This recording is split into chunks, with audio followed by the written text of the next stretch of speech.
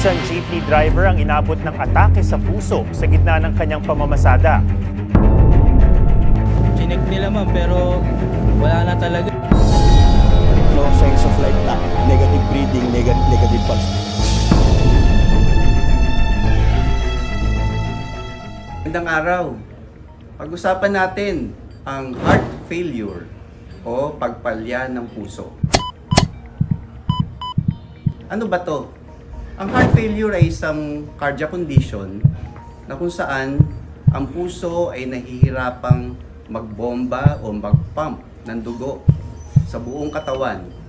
Ang nagiging sanhi, hirap huminga, madaling mapagod ang tao. So saan ba nanggagaling o cause ng heart failure?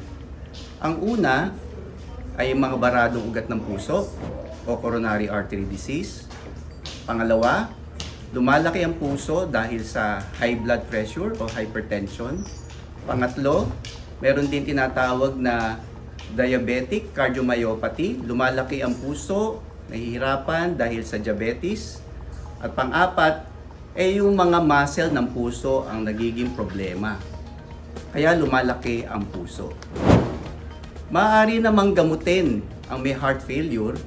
May mga diagnostic test tulad ng ECG, X-ray, 2D echo Doppler na pwedeng gawin para ma-diagnose kung ang pasyente ay mayroong heart failure.